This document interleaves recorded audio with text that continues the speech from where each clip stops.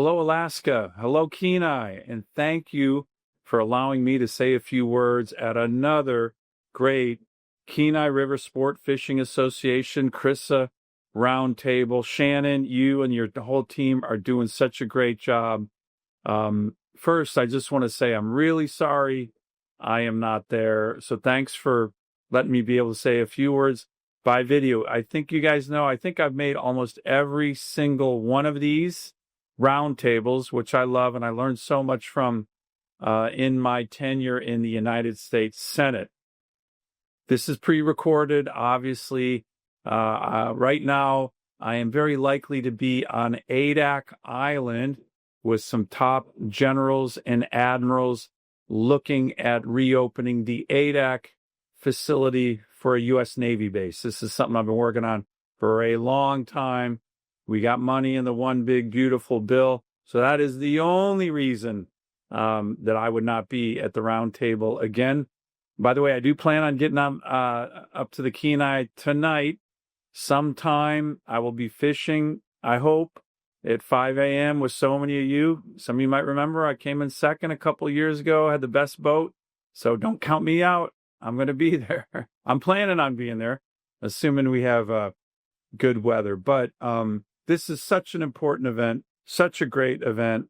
And I certainly plan on being with all of you guys tomorrow morning. I was just on the Kenai last weekend. Holy camole, the reds were coming in. You couldn't keep the fish off the line. So it's so great that we're having a strong sockeye run. I don't have to tell all of you because you epitomize it. Fishing is the lifeblood of our state. It's in our DNA. We became a state in large part to manage our fish, and I would say we do a really good job at it. You know, when I joined the Senate 10 years ago, if you can believe that, I said, I got to be on the Commerce Committee. I told our leadership that. A little tough. I was ranked 100 out of 100, so I had no idea if I was going to get on it. Got on the Commerce Committee. I always tell my colleagues there, we, Alaska, are the superpower of seafood for so many reasons: sport, commercial, subsistence. And I'm also on the Environment and Public Works Committee that has jurisdiction over the Fish and Wildlife Service, and am now the chairman of the subcommittee on the Coast Guard, Maritime, and Fisheries, which has jurisdiction over NOAA. So my team and I are focused on fisheries issues literally every day from these different perches in the United States Senate. So first of all, a couple things that we're working on I really want to go through because there's so many issues, some opportunities, some challenges, always challenges. You know, our fishing issues can be contentious. And I think what unifies us is that we all want strong runs. We all want access to our beautiful lands.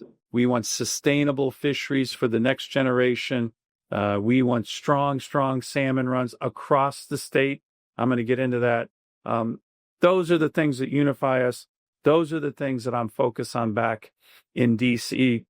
We've been working closely with the new administration. Some of you may have seen the president's executive order on restoring American seafood competitiveness. This EO provides several direct pathways to further support Alaska and our fisheries and all of you.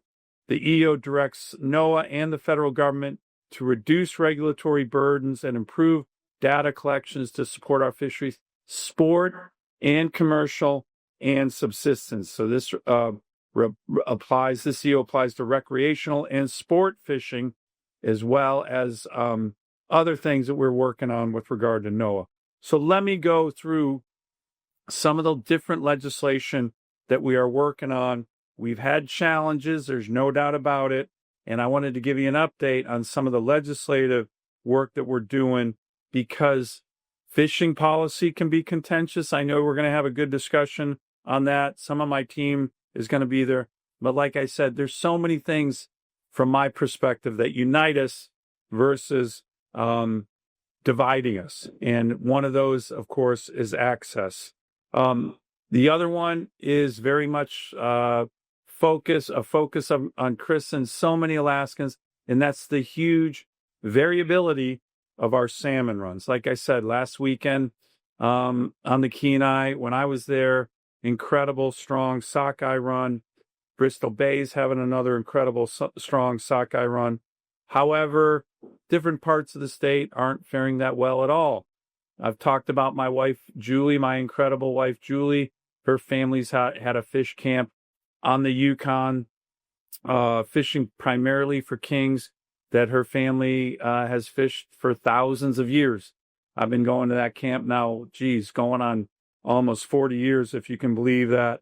And that fishery, that even subsistence in the Middle River, the Yukon, where Julie's our family's fish camp is, has had a 7-year shutdown, even subsistence harvests. As you can imagine, this is devastating to so many Alaskans. Certainly my wife's family, we have not been able to teach our girls some of the native heritage and culture that is so important to my wife and her family. So this is way beyond food security. We still go up to the fish camp every summer. We're there over the July 4th weekend, but there was no fishing again. So what is going on with regard to this giant variability in our salmon runs? I think that everybody has a similar goal. Last year, I talked to you guys about my legislation, the Alaska Salmon Research Task Force Act. By the way, strong input from my wife saying, hey, Dan, come on, we got to figure all this out for our great state. What is causing the variability that we're seeing? Really strong runs with certain salmon species in parts of our state, and then king runs on the Yukon or the Kuskokwim or the Kenai, or in Southeast have been really, really bad. So we got this bill passed. The goal was to bring the best minds together, federal, NOAA, state, indigenous, native, university, the best minds, literally the best experts in the country, to start looking at this big question. We passed the law, and inside of a year, they put out the first report. As some of you know, that's not always easy. Federal legislation and a top expert report inside of 2 years. We got that done. I urge you to take a look at it. I know I mentioned this last year. It just had come out last year. It's not perfect, but it's thoughtful. There was some skepticism when we proposed this bill and proposed this task force, but the goal was never anything political. It was what I think we all agree on, to find answers and solutions to this huge problem that we have and get to the goal of what we all want: strong, sustainable salmon runs in every part of the state with every species. So the legislation and the report, like I said, have some of the world's leading salmon researchers. I just talked to the top people at NOAA saying we're going to need your help on the follow-on. But there's recommendations on further research, further research gaps, further collaboration on research to address issues like bycatch, and also looking at other changing environmental conditions, competition from hatchery fish, particularly in Russia and in Asia, and other ecosystem variables that are affecting salmon productivity in our state and across the world. So what are we doing now? We are working on legislation, and we're going to want your input that will build on the work of the Alaska Salmon Research Task Force Act and the study that came out to fill these research gaps, give our fishery managers the tools they need to appropriately address and assess concerns like bycatch and competition from hatchery fish. We think that this is an important next step. Again, getting to the goal that we all share as Alaskans: strong, sustainable salmon runs and fisheries across our state. The other thing we've done, and this roundtable is a great example of this, is we get feedback from the community on ideas, on research, but also on legislative ideas that we have tried and successfully taken to legislation and the follow through on legislation. Let me give you a couple examples of that. A couple years ago, our sport fish, our charter operators came up with a proposed idea that we put in legislation to allow recreational fishing sector to purchase halibut quota from commercial fisheries. So if commercial quotas weren't fully being used, why wouldn't sport fishers have access to that quota as well, funded by their own sector? It was a great idea. We were like, sounds simple. Let's put it into law. We got that passed. And last month, it took too long. NOAA Fisheries finally announced the final rule to fully implement the RQE recreational quota entity program, and they will begin collecting fees and issuing electronic charter halibut stamps in January. So, thank you. Great idea. Turned it into law. Finally got NOAA to put out the regs, but it's a great idea of how we can reduce conflict and support sustainable fishery management from all sectors with the experts like all of you at this roundtable. Next, a number of you raised concerns about the U.S. Fish and Wildlife Service trying to ban lead tackle in certain national wildlife refuges. And many Alaskans, as you all know, use lead tackle and lead ammo for subsistence hunting and fishing. The alternatives are not as effective and a lot more expensive. And we saw, and I think a lot of you saw, very little scientific justification for the ban. So I was one of the lead co-sponsors on Protecting Access for Hunters and Anglers Act to push back on this rule. We didn't get it passed last year, but we are fighting to make sure it gets reintroduced this year, and I'm looking forward to getting that over the goal line. Another area that we heard from so many in our fishing community on sport and commercial is on the important Saltonstall-Kennedy program and funding, federal funding that comes from that. Well, what we heard was that the funding, where that funding was going, was directed completely by NOAA and EPA, the federal agencies, with very little support from our fishermen, from all of you. That was not the intention of the Saltonstall-Kennedy program or act when it passed. So we put in a bill.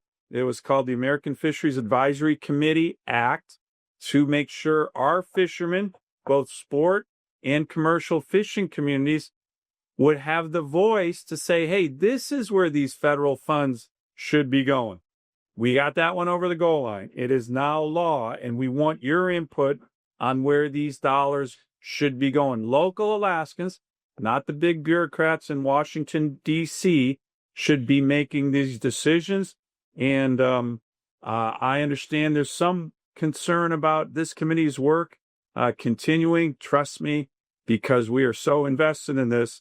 We are working relentlessly to make sure NOAA and the Department of Commerce fund this and make sure that these federal funds are going to go in the places where all of you, not the big bureaucrats in D.C., think we should do it. Another issue, I know it came up last roundtable, I'm sure it's likely to come up again, is this threat to our fisheries coming from some of these lower 48 activists. You might remember they tried to shut down our troll fishery in Southeast last year. We all kind of came together in terms of the king salmon fishery there, and were able to get that stopped. Now they're at it again with a petition for Gulf of Alaska king salmon to be listed as threatened or endangered. We are working closely, continue to work closely with NOAA to make sure it has all the data it has to make a responsible decision here, including working with our great Alaska Department of Fish and Game to make this proper decision. I think we all know if this species becomes listed, there's a huge risk that we might not ever be able to fish for kings again. We don't want that. This is going to be very important. We're working on that very closely. Finally, a couple more things. I'm continuing to lead in the Senate on the implementation of the Save Our Seas 2.0 Act. That's my legislation. We had Save Our Seas 1, Save Our Seas 2.0. President Trump signed both of these. These are the Save Our Seas 2.0 was the most comprehensive ocean cleanup, ocean debris legislation in the history of the Congress.